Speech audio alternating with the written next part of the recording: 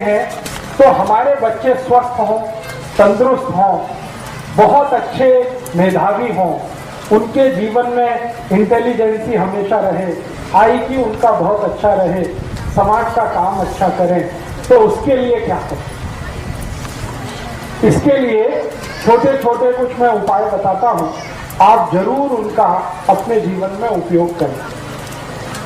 सबसे पहला उपाय है किसी भी आई को और किसी भी बाप को, माने पिता को, आई को और पिता को, दोनों को अपने जीवन में एक चीज हमेशा ध्यान रखनी पड़ेगी।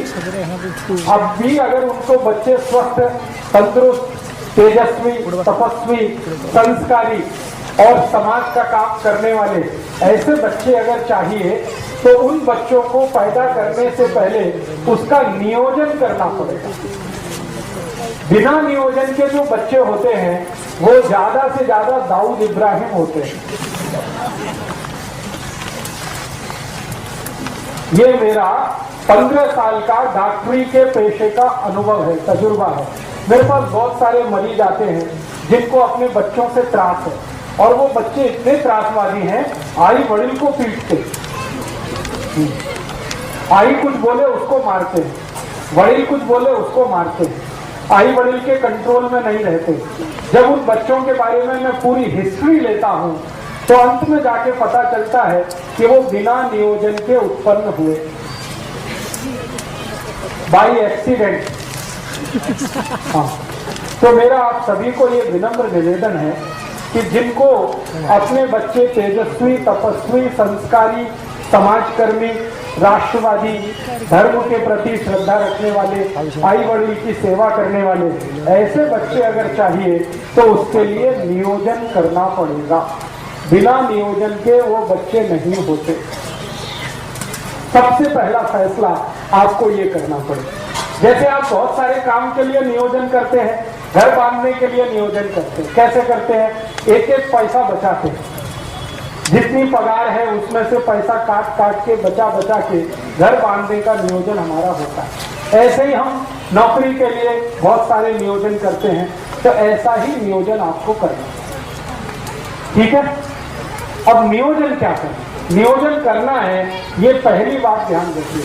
बिना नियोजन के बच्चे होंगे तो मैंने आपको बताया वो संस्कारी हो नहीं सकते।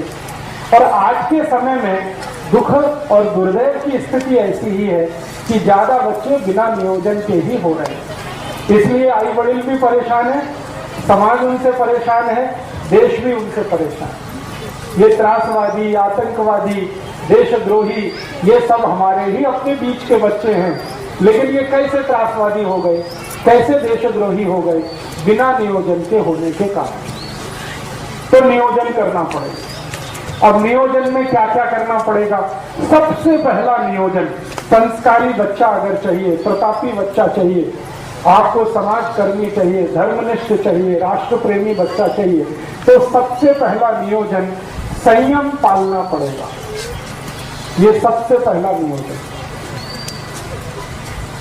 बिना संयम के अच्छे बच्चे नहीं हो सकते। तो संयम आपको अपने जीवन में रखना पड़ेगा। और वो संयम रखने का तरीका क्या है? संयम रखने का बहुत सरल तरीका है, ज्यादा समय ब्रह्मचर्य का पालन करना।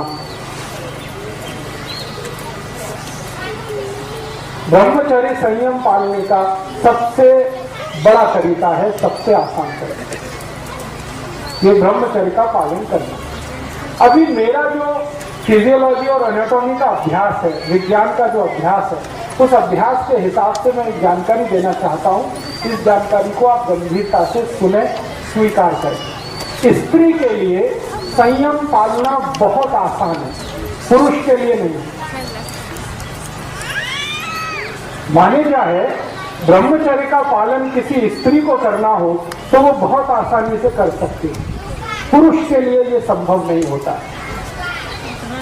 क्यों?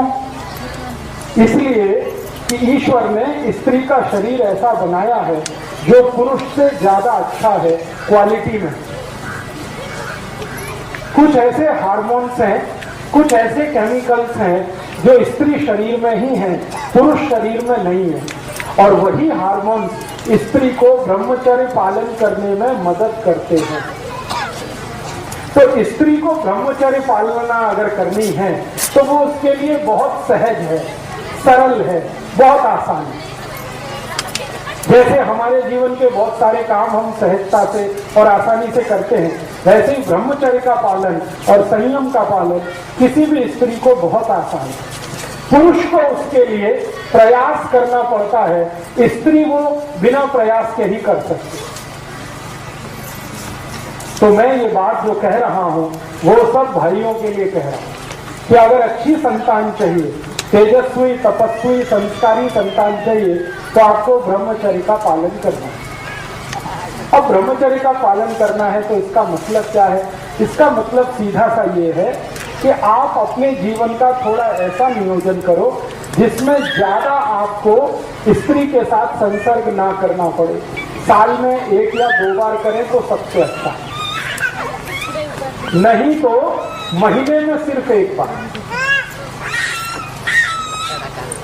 ऐसा आपको अपने जीवन में कुछ नियम बनाना पड़े। इस नियम का पालन करने के लिए संकल्प चाहिए।